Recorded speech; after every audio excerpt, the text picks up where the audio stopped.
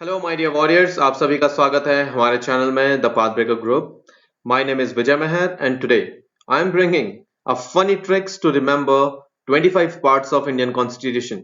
जैसा कि आप सभी को पता है कि हमारे इंडियन कॉन्स्टिट्यूशन में टोटल 448 आर्टिकल्स हैं, 25 पार्ट्स हैं, 12 स्केड्यूल्स हैं एंड 104 अमेंडमेंट्स हैं till 2020। Okay, so in 25 parts को याद करने के लिए क्या ट्रिक्स हैं? मैंने कुछ स्टोरीज टाइप की इसमें कुछ बना रखी हैं, तो हम पार्ट बाय पार्ट में हम उसको याद कर सकते हैं इजीली और इसको रिमेंबर रख सकते हैं।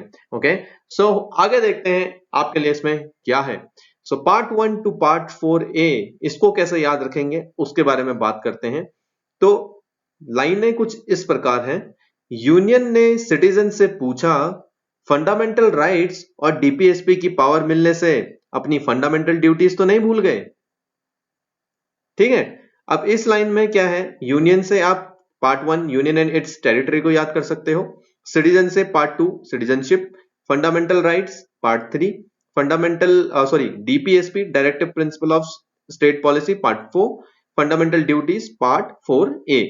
तो इस तरीके से आप इजीली इसको याद कर सकते हो और बीच बीच में थोड़ा सा हम कुछ मैं आपको एक्स्ट्रा इंफॉर्मेशन भी देता रहूंगा, जैसे कि कॉन्स्टिट्यूशन। अगर हम कॉन्स्टिट्यूशन की बात करें कि कॉन्स्टिट्यूशन का मतलब क्या होता है, बेसिकली देखो, कॉन्स्टिट्यूशन का मतलब है कि basic fundamental principles according to which a country is governed, कि कोई भी कंट्री में बेसिक फंडामेंटल प्रिंसिपल्स होते हैं जिसके आधार पे कोई भी कंट्री गवर्न करी जाती है। ओके, सो इन्हीं फंडामेंटल प्रिंसिपल्स को हम कॉन्स्टिट्यूशन बोलते हैं।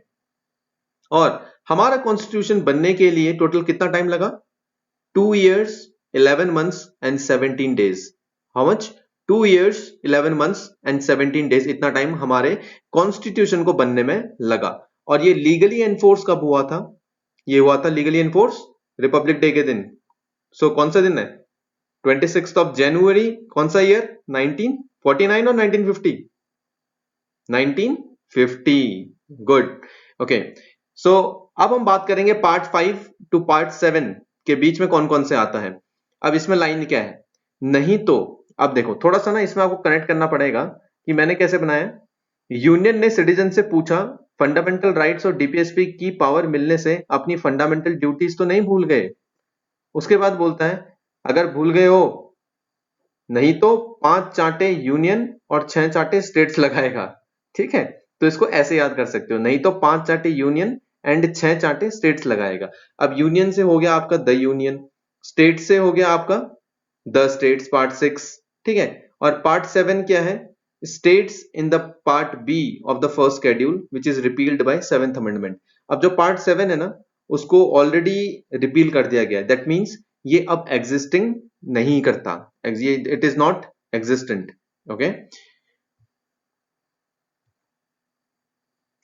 सो इस तरीके से पार्ट 7 जो है उसको रिपील कर दिया गया है। Now moving on to the next part, that is from part 11 to part 13।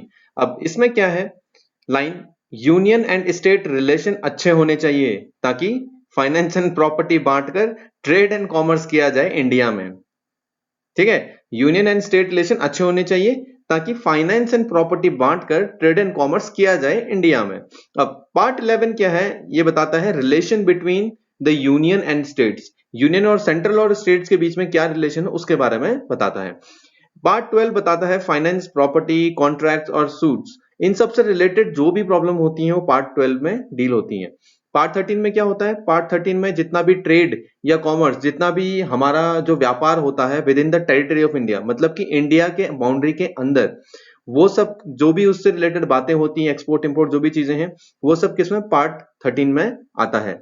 Okay, now अब इसमें एक और चीज है कि कुछ क्वेश्चन मैं इसमें इनपुट्स वगैरह डाल देता हूं थोड़े से एक्स्ट्रा, कि फादर ऑफ इंडियन कॉन्स्टिट्यूशन किसको बोलते हैं? ये बोलते हैं किसको? Doctor B.R. अंबेडकर। ओके, और ओरिजिनली हमारा जो कॉन्स्टिट्यूशन लिखा था वो किस पे लिखा था? इंग्लिश और हिंदी दोनों लैंग्वेज में लिखा था।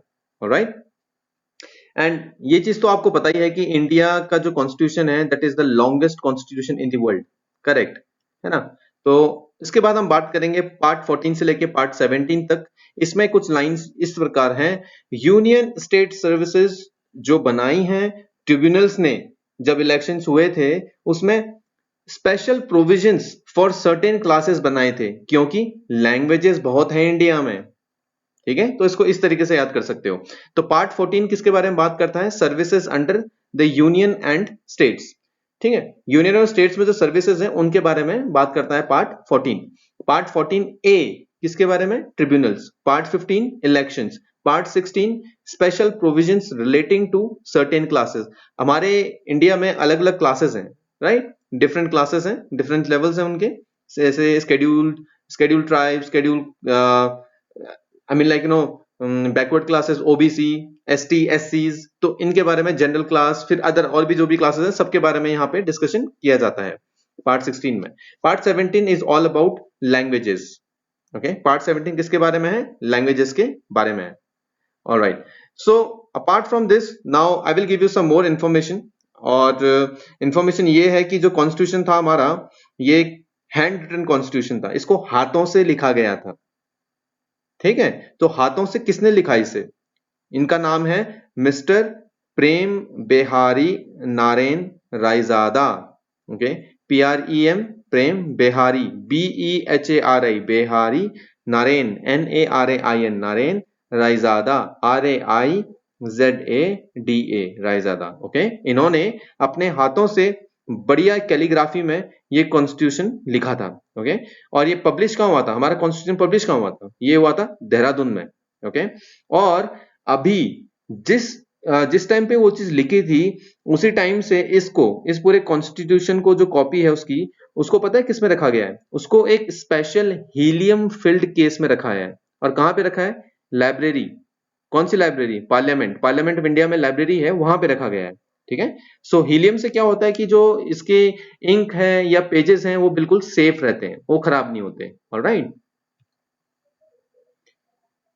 ओके, सो अब हम बात करेंगे पार्ट 18 से पार्ट 22। और इसमें कुछ लाइनें इस प्रकार हैं: इसलिए फिर इमरजेंसी प्रोविजंस लाना पड़ा ताकि मिसलेनियस एक्टिविटी को रोका जाए, कुछ अमेंडमेंट करके टेम्पररी प्रोविजन के लिए, जब तक short title and date of commencement नहीं बताते। अब इनको क्या है ना कि एक बार आप सबको एक साथ पढ़ोगे ना तो पूरी एक स्टोरी बन जाएगी, और इनको आप अच्छे से याद भी कर सकते हो।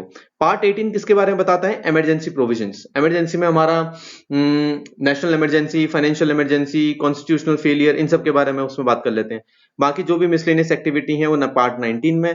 उसके बाद पार्ट 20 में बात होता है amendment of the constitution, which is very very important, article 368। Then part 21 में temporary, transitional and special provisions, इनके बारे में बात होता है। पार्ट 22 में बात होती है short title, date of commencement etcetera. Okay, अब इसमें कुछ इंपॉर्टेंट चीजें ये भी हैं कि जो हमारा नेशनल एम्बलम था, ठीक है, सॉरी, नेशनल एम्बलम है, was also adopted on 26th of January 1950। 26 जनवरी 1950 जब हमारा कॉन्स्टिट्यूशन लीगली एनफोर्स कर दिया गया था, लागू कर दिया गया था, उसी टाइम, उसी दिन, उसी ईयर नेशनल एम्बलम को भी अडॉप्ट कर लिया गया था। और हमारा नेशनल एम्बलम क्या है? The lion, capital of Ashoka, from Sarnath. ठीक है, और ये कहां पे प्रिजर्व करके रखा है इसको? सारनाथ म्यूजियम में। सारनाथ कहां पे है? वाराणसी में। ओके, और लायन के कितने फेसेस हैं इसमें? जो आपको अशोका दिखता है लायन कैपिटल, इसमें कितने फेसेस हैं? अब कई लोग बोलेंगे 3 फेसेस हैं, क्योंकि सामने से 3 ही दिखते हैं, बट एक्चुअली वहां पे कितने हैं? इसके लायन के 4 फेसेस हैं, एक बिल्कुल उसके ऑपोजिट साइड पे, बैक साइड पे। तो टोटल 4 फेसेस हैं। और 4 फेसेस जो इसमें दिखाए गए हैं वो क्या है, क्या डिनोट करते हैं? It denotes 4 different directions, north, south, east, west. ठीक है, वो चीज है। और इसका मोटो क्या है हमारे एम्बलम का? सत्यमेव जयते। इसका मतलब ट्रुथ अलोन ट्रायम्फ्स। ओके, सत्य की जीत होती है। और दूसरी बात, हमारा जो कॉन्स्टिट्यूशन है उसको हम क्या बोलते हैं? Bag of borrowings. Bag of borrowings भी बोलते हैं। क्यों?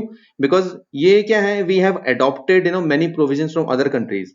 हमने, क्योंकि इसमें से कई सारे प्रोविजंस जो हैं अदर कंट्रीज से अपनाए हैं। जैसे इमरजेंसी कहां से है? जर्मनी से। 5 ईयर प्लान कहां से? यूएसएसआर से।